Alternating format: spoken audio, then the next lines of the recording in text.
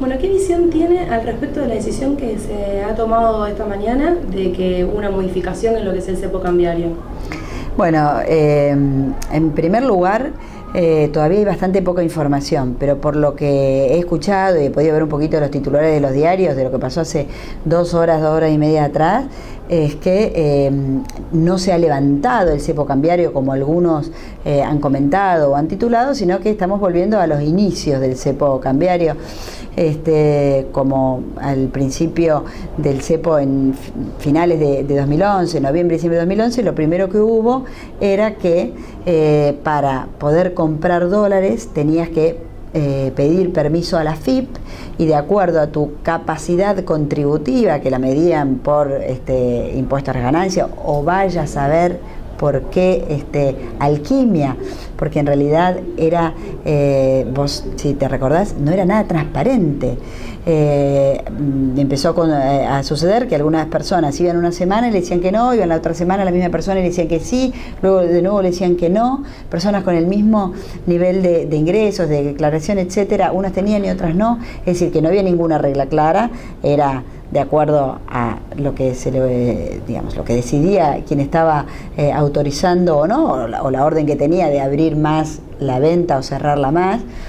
Lo que sí, cuando el cepo fue avanzando, se había convertido directamente en que nadie podía comprar. Es más, para atesoramiento se decidió que nadie podía comprar para atesoramiento, que solamente se iba a vender para pagar las tarjetas de crédito para poder viajar al exterior, y todos sabemos que en los viajes al exterior también era prácticamente imposible que te liberaran algunos dólares para viajar. Entonces esto no es un levantamiento del cepo, esto es una vuelta a noviembre, diciembre de 2011. Primera reflexión: pasaron 2 años, el tipo de cambio en esos 2 años casi que se duplicó, y no solamente el paralelo, sino que estamos hablando del tipo de cambio oficial.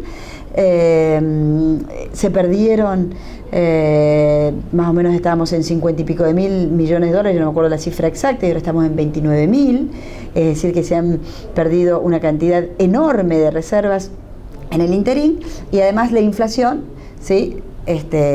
Fue acelerándose de niveles de más o menos el 25 a niveles que, según como la calculemos, si como han sido los precios en enero, como fueron los precios en diciembre, estamos entre un 35 y un 40%. Entonces, este levantamiento del cepo no es un levantamiento del cepo, sino que es una vuelta hacia atrás, supuestamente con la intención de que haya una convergencia. Han dejado escapar el tipo de cambio oficial a un nivel mucho más alto. Vamos a ver qué pasa hoy, en qué nivel termina estando y cuánto interviene el Banco Central. Ayer intervino, había llegado a 8.40, intervino, lo bajó a 7.75. Aparentemente el gobierno tendría en su cabeza un nivel alrededor de 8 pesos. Bueno, un nivel de 8 pesos, vamos a ver si queda en ese nivel, si desactivan, digamos. Justamente se lo quería preguntar. Hace 3 días anunciaron de que iba a haber nuevas restricciones a la hora de comprar por internet.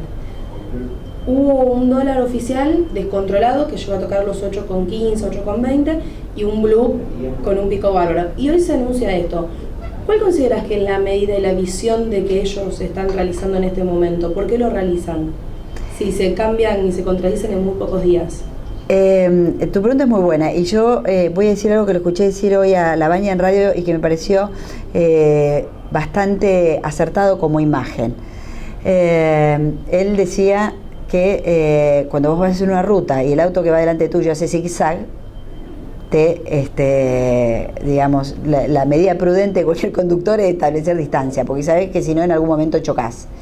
Entonces yo lo que rescato de ahí es la figura del zigzag. Lo que vos estás diciendo es lo que está sucediendo. Un día dicen una cosa y hacen una cosa, otro día dicen otra cosa y hacen otra cosa. Yo creo que tienen un nivel de desorientación y de falta de conocimiento y de expertise en manejo de política económica muy grande.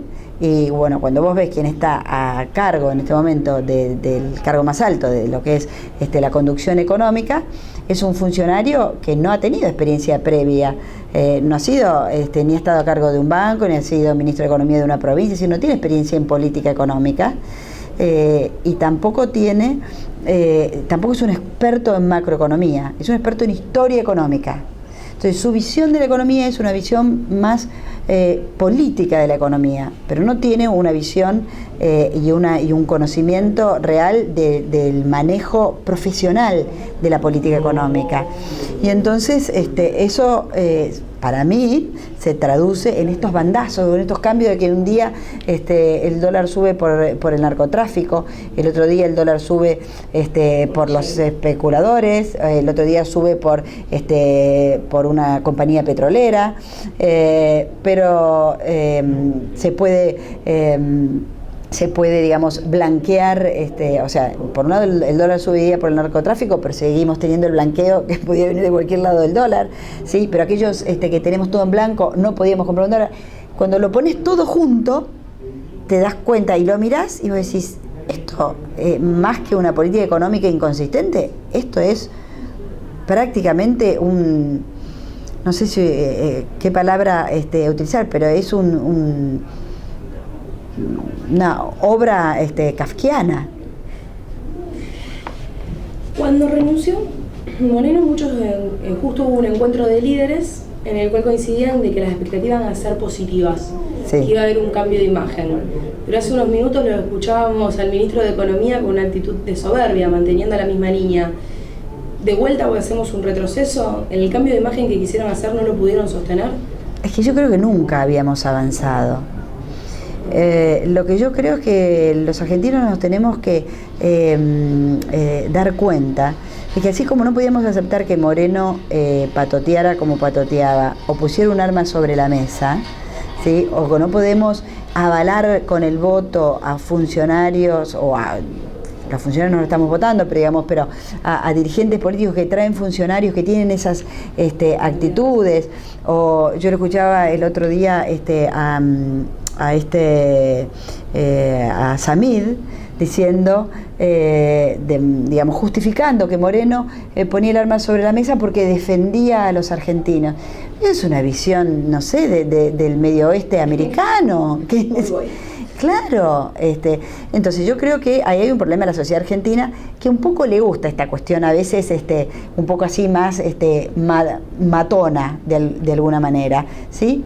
Y tenemos que pasar a mirar realmente si las cosas, más allá del matonismo, tienen alguna racionalidad, si van por algún camino, ¿sí? Yo creo que ¿Llegar esos códigos de algunos sectores de la sociedad que se manejan así? Para utilizar un lenguaje más cotidiano. Sí, pero a mí la palabra código me remite a mafia.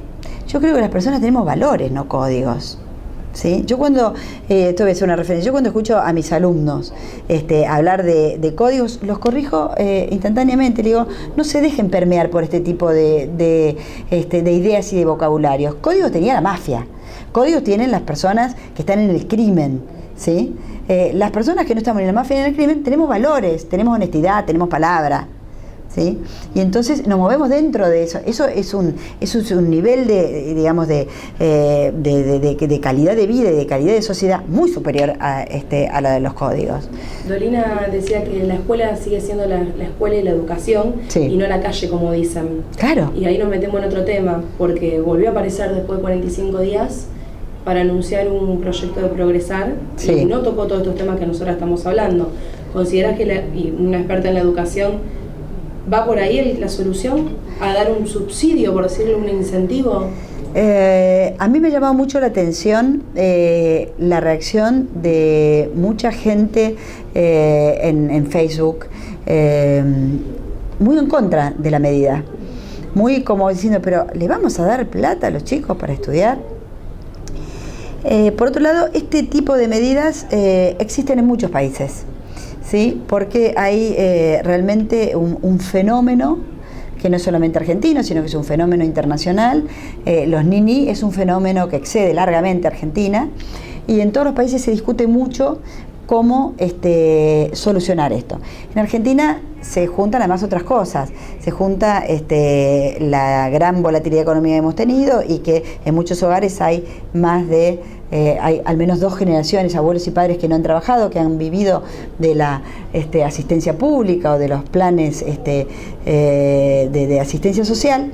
Entonces hay jóvenes que evidentemente no tienen incentivos para estudiar y no tienen incentivos tampoco para trabajar.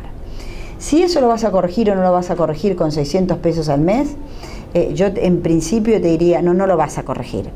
Pero también es cierto que para algunos chicos que quizás necesitan, aunque sea ese empujón para quedarse estudiando, vos pensás que la asignación universal por hijo más o menos está en esos valores, un poco menos, para que el chico no deje la escuela secundaria hasta los 17 años. Esto es como una continuidad con un valor un poquito más alto para que aquellos chicos que quizás lograste, y digo quizás porque yo tengo hecho un estudio que ahora se publicó en Chile en una revista de la Universidad